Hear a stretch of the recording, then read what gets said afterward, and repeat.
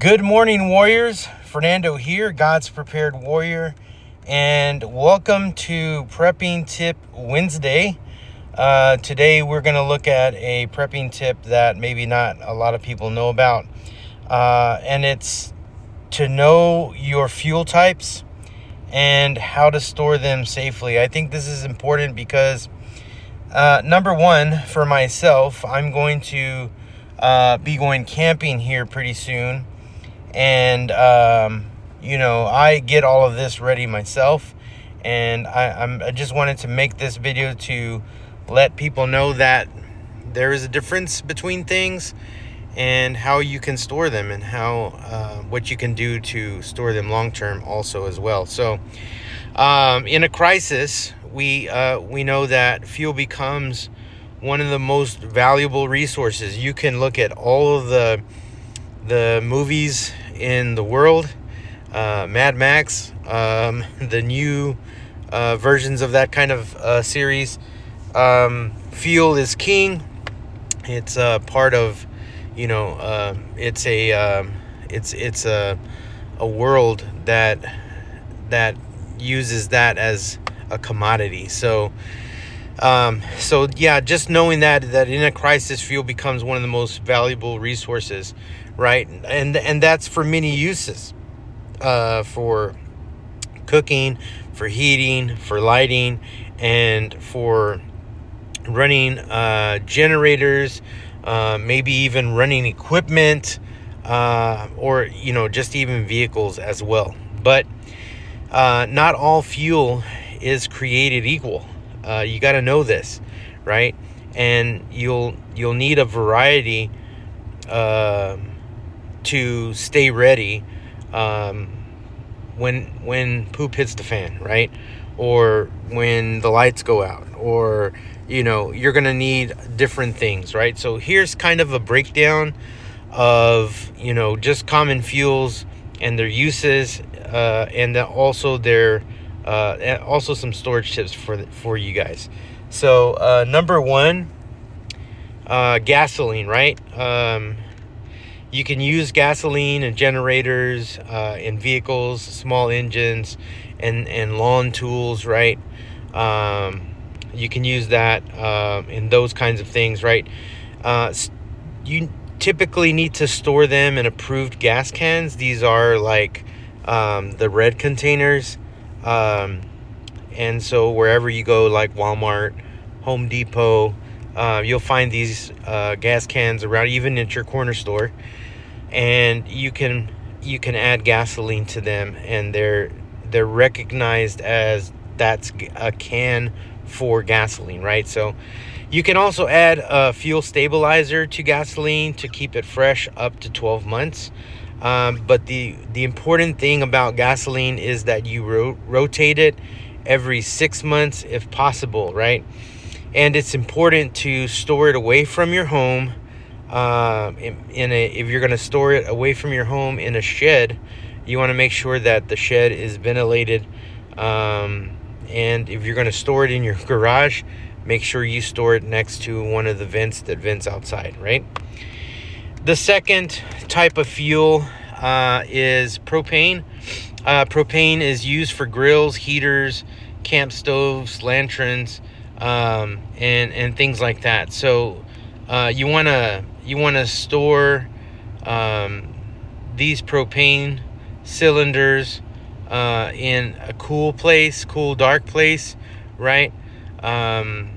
Nothing fumes from them because they're closed, but you want to keep them in a cool, warm place, right? So these propane cylinders usually are anywhere from a pound up to the 20-pound tanks, right?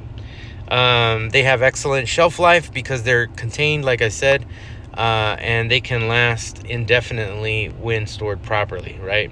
So just like I said, safe to store outdoors, but make sure they're upright, not in direct sunlight, but in maybe in a dark place, out of the direct sun. So that helps out a lot. Here's the third fuel, firewood, right? The uses for firewood are for heating, cooking, You can use firewood in your fireplace, in a chimney, or in Spanish culture they're called chimeneas. Wood stoves, you can use them in wood stoves to create outdoor fires. And if you're doing indoor fire, it's because you're putting it in your fireplace, not just in the open. So you can store firewood covered off ground, and it will stay dry. I built a firewood shed for my firewood, and it is off the ground, and it is plumb full right now, and I still have overflow. So I'm thinking about building another shed just for the overflow wood that I have. So keep that dry, and that way whenever you need to use it, it's ready to go, right? Make sure it's seasoned. Seasoned wood burns the best, and so keep enough for at least 1 to 2 weeks of solid use. I think I got about a year or two's worth of wood myself. So that will always come in handy, especially if you live in Texas like I do, and you can utilize it to get the barbecue pit up and going.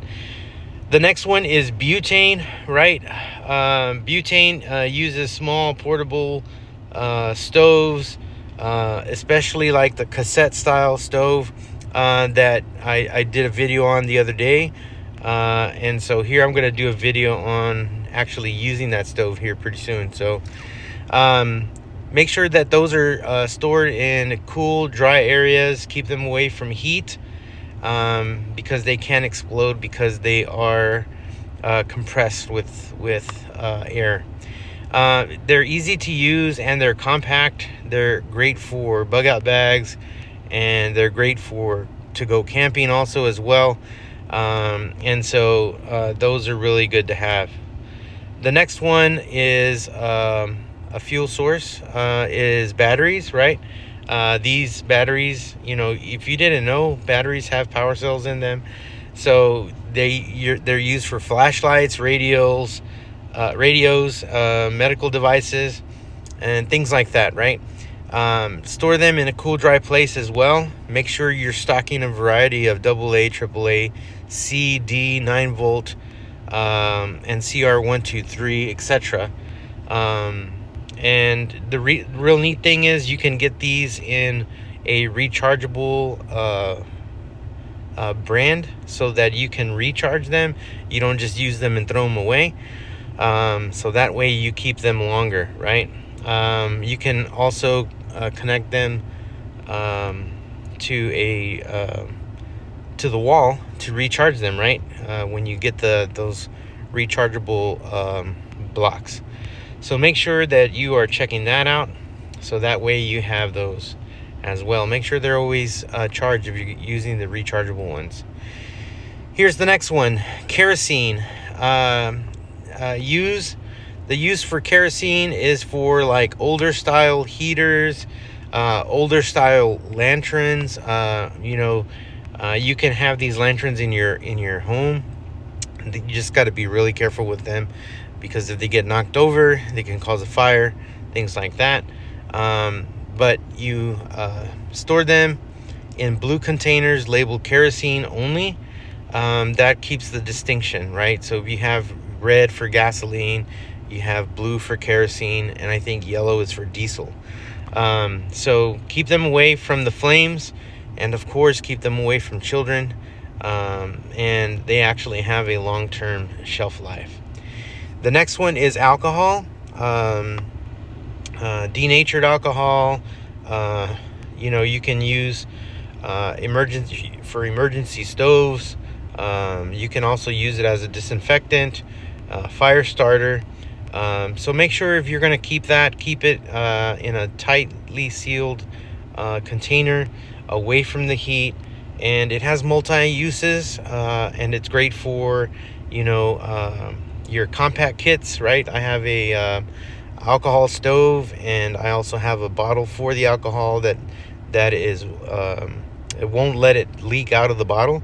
it's watertight, or yeah, liquid tight. So make sure you have that. And here's your final tip, right? Stocking different types of fuel gives you flexibility, and it also helps you in a grid down situation or even in an emergency situation. Just make sure that you're labeling everything clearly, and you're tracking the expiration dates, right? And never store all the fuel in one place. That is not a good idea. So yeah, it can go kaboom, and you don't want that to happen, right? Excuse me. Being diversified in your fuel source equals being truly prepared. And keep those things rotated, keep them stocked, because you just never know when you're going to need them in a pinch. All right, guys, happy Wednesday, and I hope that all of you have a great one.